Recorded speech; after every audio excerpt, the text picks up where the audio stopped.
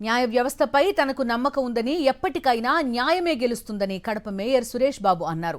Kadapa MLA Madhavi Reddy కుట్రపూరితంగా చేసిన కుట్రలు బట్టబయలయ్యాయనన్నారు.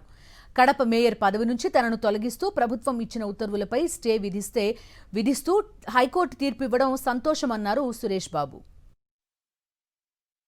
కేవలం నా మీద కక్షపూరితంగా శాసనసభ్యురాలు ఒక కుర్చీ కోసం పైన వేయలేదని, ఆ కుర్చీ కోసం ఆరాటపడుతూ నా మీద అక్రమంగా డిస్క్వాలిఫై చేసి శృంగానందం పొందినారు, రాక్షసి ఆనందం పొందినారు.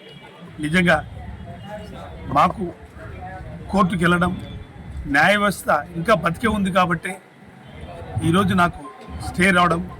నిజంగా ముందు కూడా ఇంకా ఎన్నెన్నో చేస్తారు. నిన్ననింది మహానదిలో కుక్కల వ్యాక్సిన్లో కూడా మేము అక్రమంగా డబ్బులు తీసుకురామని.